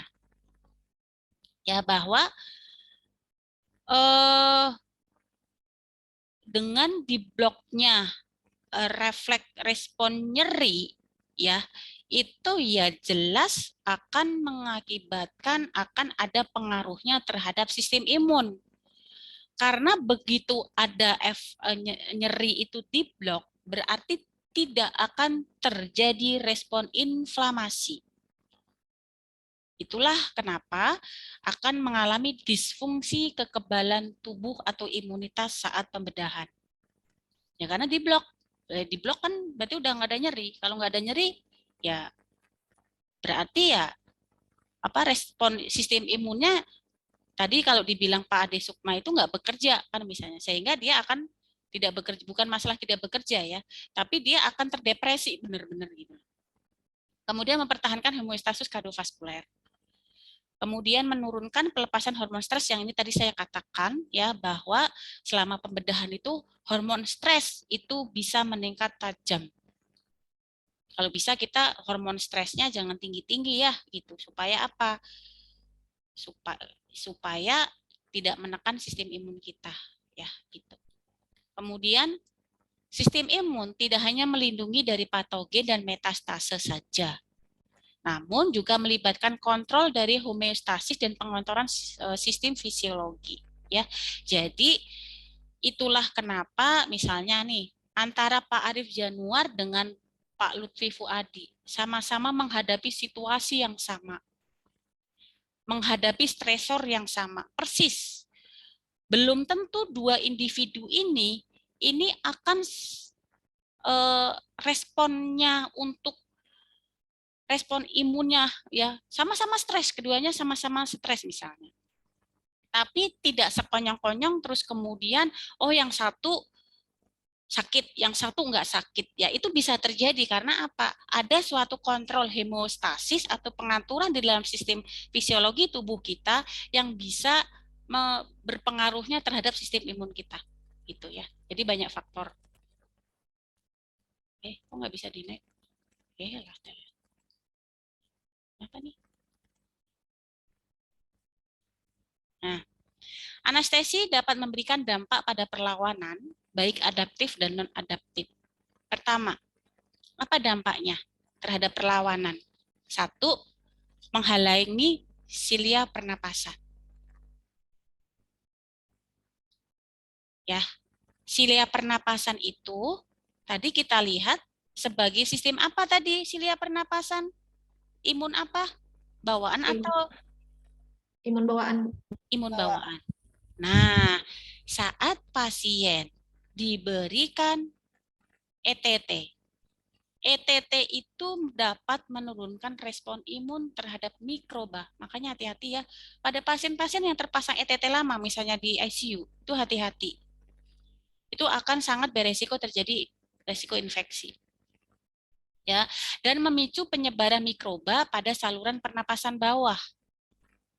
Coba, teman-teman ada nggak yang di sini di ICU? Kayaknya kemarin ada yang di ICU ya? Bu, siapa kemarin tuh ya yang di ICU ya? Saya Bu, Hera Bu. Iya, ada nggak Bu pasiennya Ibu yang terpasang ETT Bu? Banyak Bu. Banyak, terpasang ventilator kan ya? Berapa? Iya Bu. Pertanyaan saya, berapa kali diganti ETT-nya? Kalau kemarin tuh Bu, enggak, kalau dari dokternya Bu ya, enggak ada sih Bu berapa kali diganti, kecuali kecabut gitu Bu pasiennya. Pokoknya seumur dia ada di situ gitu ya? Iya, tapi Bu untuk pasien terakhir kemarin Bu ya, 3 hari sekali katanya harus diganti, baik itu breathing circuit sama ETT-nya gitu Bu. Good, itu ilmu yang harus selalu diterapkan ya Bu ya, gitu. Ya, Bu. Karena kadang kita itu kurang sadar. Jadi gini ya, itulah kenapa teman-teman perlunya kuliah itu seperti itu. Pentingnya selalu menimba ilmu itu seperti itu, up to date. Jadi kuliah itu kan bukan hanya sekedar untuk saya memperoleh gelar STR Cup, misalnya begitu, atau STR Kes, ataupun apapun gelar apa yang kita ingin peroleh, bukan hanya semata-mata untuk itu. Tapi, oh ya, saya dapat ilmu di akademik kayak begini, jadi harus saya terapkan ke pasien atau di pelayanan. Begitu, harusnya seperti itu. Sehingga ini menjadi bisa kolaborasi teman-teman nanti di pelayanan. Karena apa? Kalau saya lihat itu, ya saya bisa sangat-sangat memaklumi ya adanya seperti itu gitu. Karena memang itu banyak keterbatasan lah tentunya. Ada SDM, keterbatasan fasilitas, banyak ya. Tapi paling tidak kita ada ilmu bahwa oh ternyata begitu ya gitu. Sehingga saya harus gimana sih? Sehingga saya itu tidak rutinitas aja begitu gitu. Kadang saya itu begitu gitu. Kadang tuh saya kalau melihat tuh kenapa ya ada gap banget, kok gapnya terlalu mencolok banget ya antara pendidikan dengan yang ada di pelayanan gitu. Kenapa gitu? Ini saya ini kan, padahal kan teman-teman itu semuanya apa yang ada di rumah sakit itu pernah menempuh pendidikan. Gitu. Pasti ada suatu ilmu yang ada di pendidikan yang menjadi bekal teman-teman bekerja. Tapi kenapa justru pada saat bekerja itu notabene ya sudahlah gitu. Saya menerima pasien dari sini ke sini sudah, habis itu handover sudah selesai, kemudian pindah lagi ke pasien lain melakukan ini ya gitu-gitu doang gitu loh. Nggak ada, mohon maaf ya, bukan maksudnya saya menyudutkan, bukan, tapi ayo kita mencoba untuk apa yang ada di kita dapatkan itu kita inikan.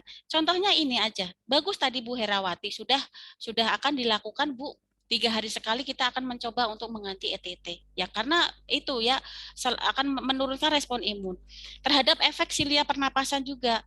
Fungsi dari silia pernapasan itu kan untuk menghalau benda asing. Pasien yang dilakukan pemasangan intubasi itu kan akan terganggu silianya ya, sehingga jelas banget pada pasien yang terpasang ETT itu ya, atau efek dari anestesi itu, misalnya kita akan melihat dari sudut efek anestesinya. Dari sudut efek anestesinya itu dia akan melemahkan semua apa yang kalau general misalnya ya, Ya, akan melemahkan semua yang ada di sistem yang ada di dalam tubuh kita. Mekanisme pertahanan tubuh kita akan ditekan habis-habisan. Oleh apa? Oleh efek anestesi tersebut gitu ya. Nah, apalagi dengan ini misalnya inhalasi ya, itu kan dihirup. Pasien mendapatkan inhalasi ya, agen anestesi inhalasi itu kan akan masuk ke dalam saluran pernapasan, nanti akan beredar ke seluruh tubuh ya, kemudian diolah oleh mesin itu sehingga akan keluar ke mesin itu melalui soda lem misalnya begitu ya. Ya, tapi kan itu masuk ke dalam pernapasan pasien di mana silia itu akan terganggu oleh apa? Oleh efek anestesi itu. Apalagi pasiennya dapat masker relaksan juga, ya sudah wassalam kan gitu ya. Nah, di dalam anestesi itu dia ini luar biasa sistem imun kita pada saat terjadi pembedahan, pada saat terjadi pasien dilakukan anestesi. Hebat banget ya. Jadi akan selalu begini, akan diusahakan selalu begini, seimbang. Namanya adalah keseimbangan T helper 1 dan T helper 2. Jadi homeostasis sehingga akan tercapai gitu ya. Terus kemudian bagaimana nih imunomodulasi pada keseimbangan sitokin pada perioperatif. Nah, gitu ya. Jadi ini akan terjadi ini proinflamasi, imun proinflamasi dengan antiinflamasi. Antiinflamasi itu contohnya interleukin 10. Proinflamasi itu ada TNF ya. Kemudian ada interleukin 1, 6, 8 dan lain sebagainya. Itu akan mencoba untuk diseimbangkan. Ya, sehingga mengharapkan pasien tidak terlalu maksudnya bisa terjaga gitu ya. Walaupun tetap akan terdepresi sistem imunnya gitu, tapi tubuh tetap berusaha untuk menyeimbangkan. Nah, apa efek pembedahan pada sitokin? Terkait dengan laparoskopi. Hati-hati, saya tahu pasti teman-teman sudah expert, sangat-sangat expert terkait bagaimana efek dari tindakan laparoskopi. Laparoskopi itu kan merupakan misalnya contoh dari open surgical, ya, gitu. Nah, pada tindakan yang terjadi laparoskopi, entah itu kopi bronkoskopi, kayak mau apalagi itu ya, pokoknya yang kopi-kopi kayak begitu, itu akan terjadi peningkatan badai sitokin proinflamasi yang sangat hebat. Gitu ya. Nah, sehingga ini makanya pasien-pasien yang dilakukan pemeriksaan ini ya, endoskopi misalnya kayak begitu-gitu, ini kan biasanya lama ya waktunya ya, sehingga ini akan mengakibatkan respon stres selama pembedahan. Nah, ini nanti bisa dibaca teman-teman ya. Ini efek anestesi terhadap sitokin. Dari segi produksi sitokinnya, dari obat-obatan nih, propofol, teopental, ketamin, ya. Apa nih yang terjadi kalau pasien diberikan propofol? Kadang kita tidak sampai jauh ke arah ke sana loh. Ya udah, kita mah tugasnya menyiapin alat dan obat-obatan. Ya udah siapin aja misalnya sekian miligram per sekian cc misalnya begitu. Tapi kita kadang kurang paham bahwa oh ternyata propofol, teopental, ketamin gitu ya dapat meningkatkan produksi proinflamasi. Nah, apalagi efeknya propofol. Propofol ini menghambat neutropil pada sistem saluran pernapasan. Kemudian antiinflamasi dan lain sebagainya ya, itu dapat meningkat akibat apa? Diberikannya tim pental. Tim sama dengan teopental juga seperti itu ya. Ketamin juga sama ya. Nah, tapi kalau yang antiinflamasinya ini lebih meningkat dibandingkan dengan propofol ya. Kemudian yang berikutnya adalah stres oksidatif. Meningkatkan stres oksidatif. Ini yang berbahaya ya. Kalau sudah ada stres oksidatif itu berarti akan ada penurunan CO2 ya di dalam tubuh kita, sehingga kalau CO2-nya sudah menurun ya dia akan resiko untuk terjadi hipoksia dan lain sebagainya. Pasien-pasien yang hipoksia itu pasti juga akan ada kaitannya dengan gangguan sistem imun. gitu ya. Nah, ini kalau kita lihat, ini saya adopt dari buku ya. Jadi efek anestesi terhadap sistem imun, masing-masing obat ini sudah mempunyai efeknya bagi sistem masing-masing. Misalnya fentanyl. Fentanyl dia akan menghambat sel NK. Tramadol misalnya begitu akan menstimulasi sel NK dan lain sebagainya. Tapi sekedar ini tidak usah dihafalkan, tapi supaya teman-teman tahu ternyata oh, obat-obat yang selama ini saya pakai sehari-hari ternyata itu ada efeknya atau ke sistem imun. Itu aja ya. Sehingga apa? Sehingga kita harus lebih berhati-hati terhadap pasien ya gitu. Nah, gimana Bu terkait dengan inhalasi? Anestesi inhalasi, anestesi intravena atau TIFA itu coba cek aja. Ini nanti teman-teman bisa lakukan penelitian nih, membuktikan benar atau enggak. Kalau untuk pemeriksaan neutrofil kan murah. Ambil aja darahnya misalnya ya, dikit gitu dari apa ini dipasang infus kan kita bisa ambil gitu ya. Inform konsen dulu, misalnya teman-teman belum dapat judul nih, judul skripsinya apa, buktikan aja terkait dengan oh ini imun terkait dengan sistem anestesi terhadap sistem imun kan masih kurang nih diteliti, masih jarang banget diteliti. Ini merupakan peluang besar untuk teman-teman. Menghitung jenis neutrofil itu gampang kok, tinggal diambil aja darahnya berapa cc, kemudian kita taruh di lab misalnya berapa sih paling berapa ini ya, nggak mahal kalau untuk neutrofil. Benar nggak sih pada pasien-pasien yang anestesi inhalasi dengan atau anestesi dengan intravena atau TIFA itu memang neutrofilnya naik? Buktiin aja, gitu ya. Kemudian pada pasien general anestesi ini akan menurunkan imunoglobulin atau antibodi di dalam tubuh kita setelah induksi sampai dengan pasca operasi. Artinya pasien dengan GA itu akan menurunkan antibodi di dalam tubuh kita. Ya, apa antibodinya? GMA. GMA ya. Kalau imunoglobulin kan ada 5 ya, gamet ya, G, A, M, imunoglobulin E dan imunoglobulin D. Nah, kalau yang general anestesi akan menurunkan 3 imunoglobulin atau antibodi yang ada di dalam tubuh selama efek anestesi general itu masih ada, ya.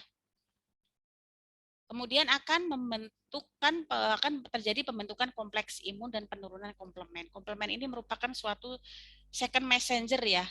Artinya suatu sistem imun ini bisa bekerja kalau ada komplement tambahan ini sebagai pendukung yang ada di imun kita.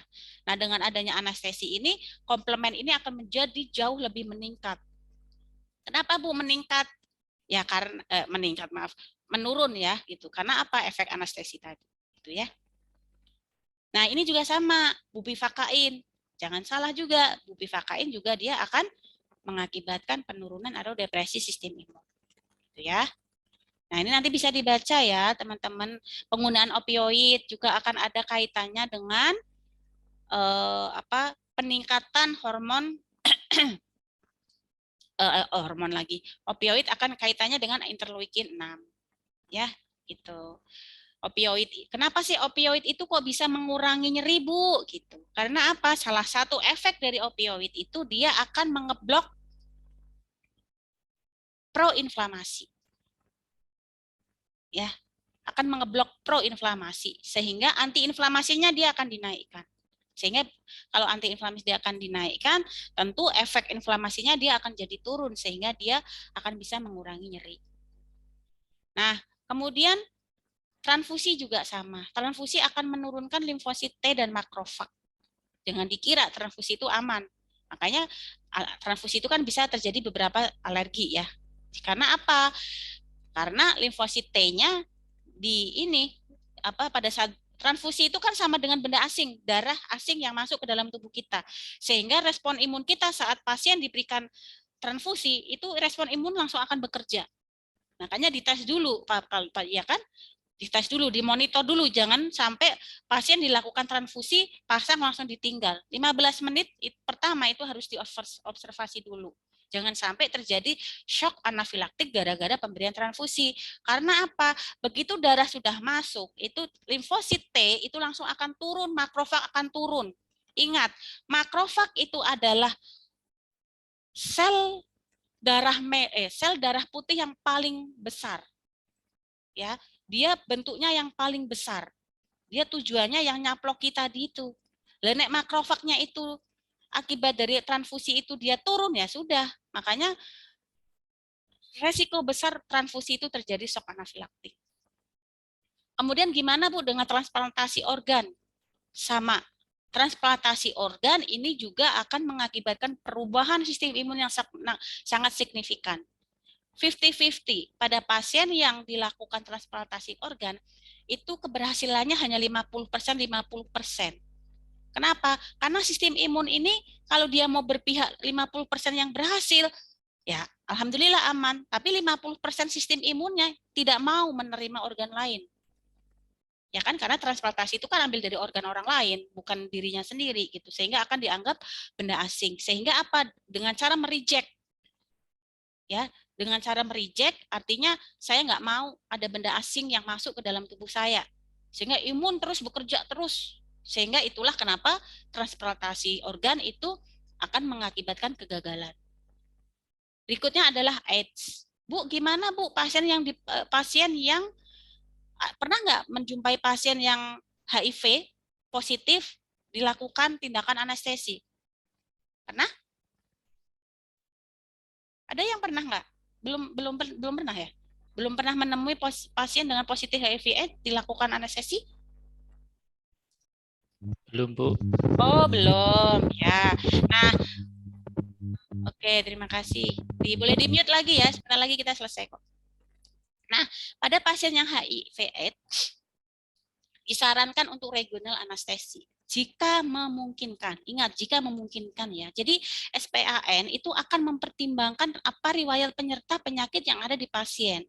Ingat, HIV/AIDS itu benar-benar sistem imunnya itu benar-benar di depresi paling dasar. Ya. Itu ya. Akan di depresi imunnya paling dasar. Padahal kita tahu, dengan general anestesi dari efek, karena tadi kalau kita lihat di tabel tadi itu semuanya hampir sebagian besar adalah agent anestesi yang general. Ada propofol, ketamin, teopental, fentanyl dan lain sebagainya. Itu kan ya. Itu dari ini, sehingga lebih amannya pada pasien HIV/AIDS itu lebih, kalau memungkinkan cenderung lebih ke yang regional anestesi. Nah, nanti bisa dimodifikasi dengan menggunakan apa itu anestesi imbang ya, gitu. Anestesi imbang. Tapi tidak murni untuk general anestesi, tapi lihat dulu ini kalau kita mau bicara safety atau amannya ya dari segi imunitas. Oke, itu mungkin dari saya. Sudah jam 3, teman-teman kan habis ini ada kuliah lagi ya? Jam 4 ya? Ya, oke. Sampai di sini ada yang mau ditanyakan, teman-teman bisa mengambil inti dari yang kita diskusikan pada siang hari ini? Bisa, Bu Lisa?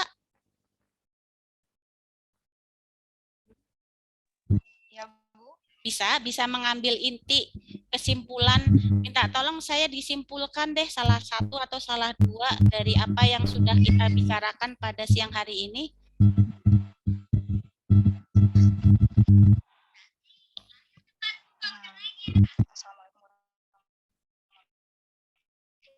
Iya, waalaikumsalam.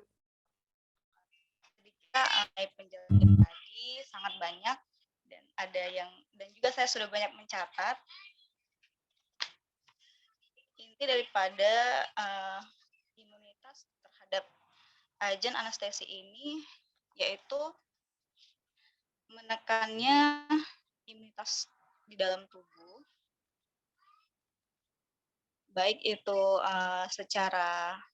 baik itu karena akibat agennya dan juga akibat stres dari pembedahan tersebut.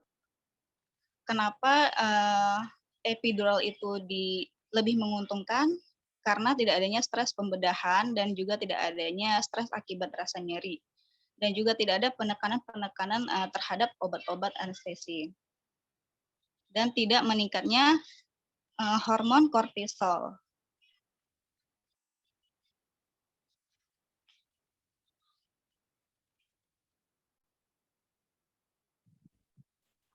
Ada lagi Bu Lisa? Bu Lisa dari mana Bu Lisa? Saya dari Jakarta, Bu. Rumah sakit apa?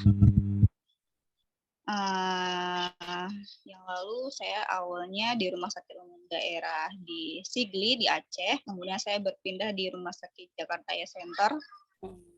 Oke, baik, terima kasih ya. Oh iya, oke, makasih Bu Lisa. Oke, saya minta boleh di mute Bu Lisa, terima kasih sudah menyimpulkan. Boleh satu lagi apa yang teman-teman bisa simpulkan dari pembicaraan kita, diskusi kita pada siang hari ini? Satu lagi mungkin yang merasa the power of man. Kalau tadi the power of woman, sekarang the power of man. Ada yang bisa mengambil inti dari apa yang kita diskusikan? Intinya aja nggak apa-apa, nggak harus detail kok. Intinya aja, kan pasti ada yang masuk lah. Walaupun saya memberikannya 90% ya, yang masuk rakyat yang 5% itu ada lah gitu kan. Silakan.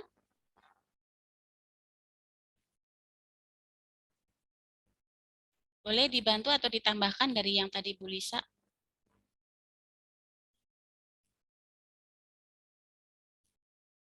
Pak Firman, ya silakan. Bu. Ya. Saya menyimpulkan sedikit aja Bu, satu bait aja. Bahwasannya ternyata setiap benda asing yang masuk ke dalam tubuh, terutama obat-obat, itu rupanya juga dapat menurunkan sistem imun kita ya Bu ya. Itu seperti obat-obat, ternyata obat itu juga dapat menurunkan sistem imun kita. Ya, baru tahu saya Bu, gitu aja ya. Ya, terima kasih Pak Firman. The last saya minta tolong pesan untuk kita semuanya untuk take home message-nya. Boleh satu untuk take home message-nya dari yang baru kita diskusikan. Boleh satu pesan untuk kita semuanya. Terserah mau memberikan take home message apa untuk kita. Boleh Pak Deden mungkin? Kan sekarang teman-teman sudah tahu nih bahwa ternyata sebegitu dahsyatnya nih bahwa ternyata efek agen anestesi itu ada efek dia benar-benar mendepresi sistem imun gitu, dari yang humoral, dari yang seluler, dari yang imun bawaan, itu ternyata memang efeknya ada ke arah sana. Ada take home message atau pesan untuk kita semuanya karena kita sudah tahu ilmunya, kita sehingga harus apa gitu. Boleh satu?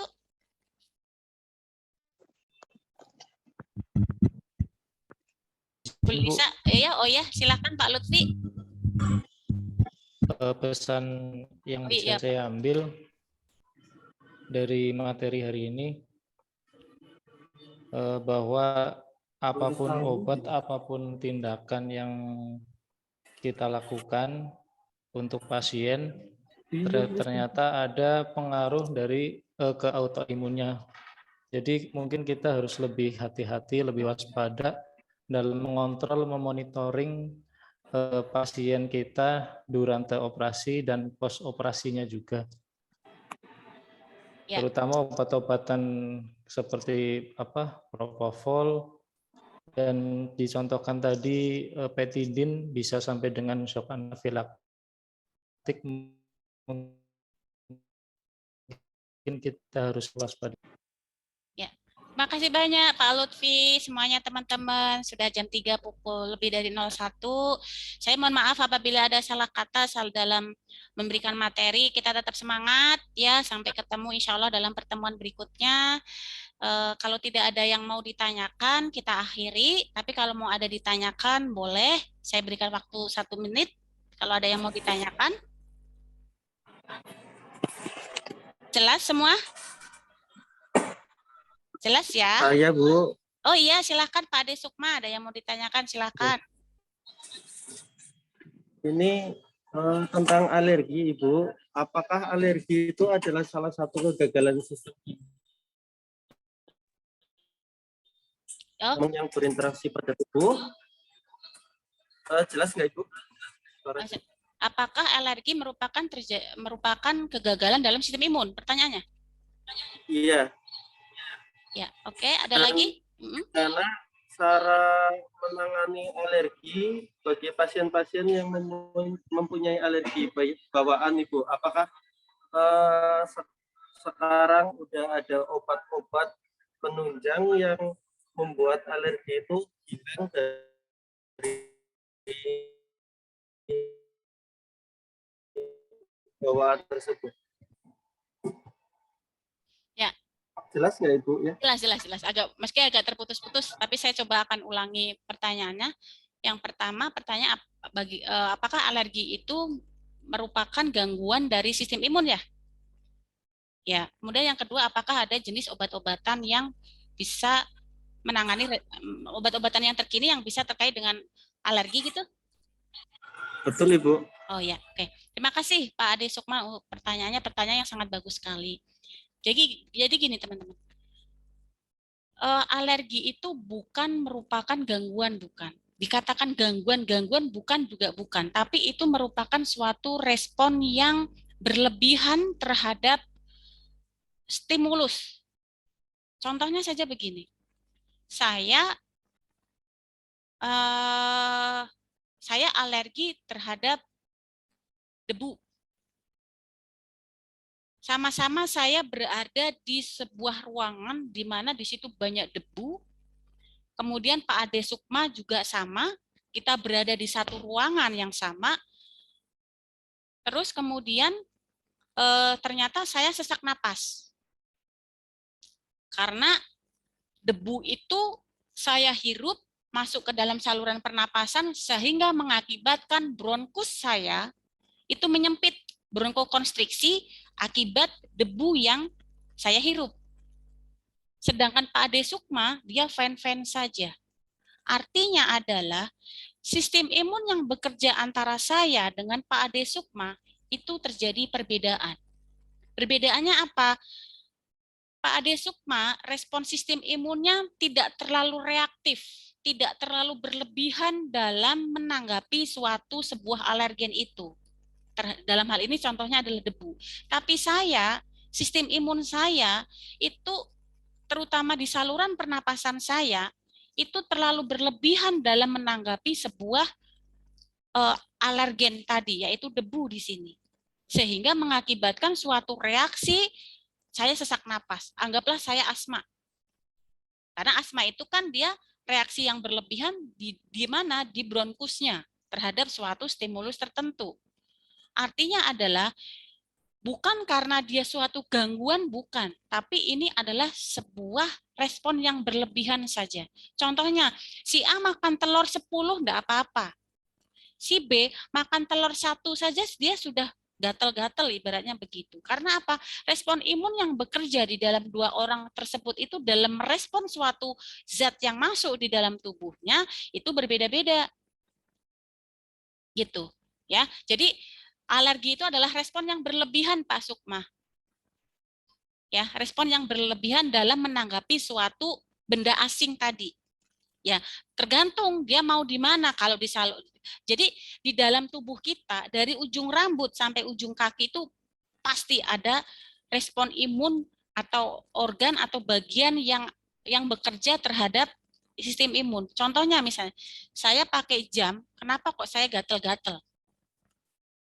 Terutama jam yang kulit kah, entah jam yang logam kah, berarti kan namanya ini saya alerginya terhadap kontak, namanya adalah dermatitis kontak.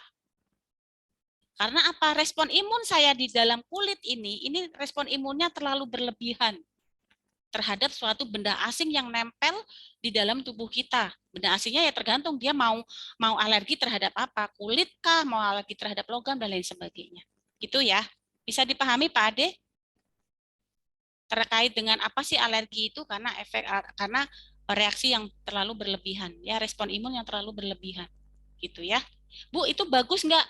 Ya harusnya nggak. Yang namanya berlebihan itu nggak bagus, gitu ya. Nah kurang juga ya nggak bagus juga, gitu ya. Jadi harusnya dia bekerja sesuai dengan porsinya, gitu. Terus kemudian terkait dengan kalau masalah obat-obatan mah. Oh, sekarang udah canggih, Pak ya. Ada yang namanya imunoterapi.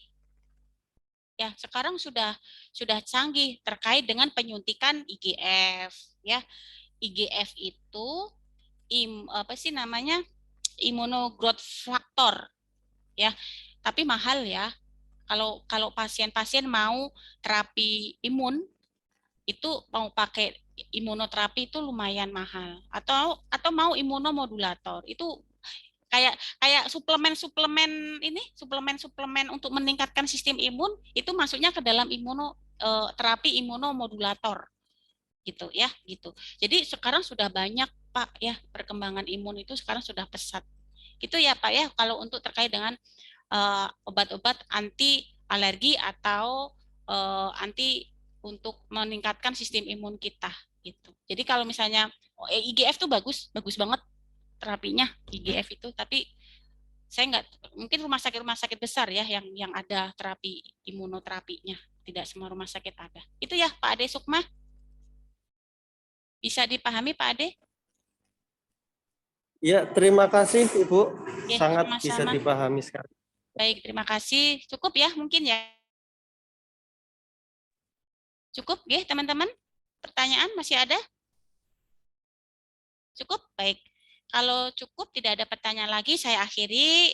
Kita menanti untuk perkuliahan yang berikutnya. Mohon maaf lahir batin, semoga bermanfaat ilmu sharing kita pada siang hari ini. Saya akhiri. Wassalamualaikum warahmatullahi wabarakatuh.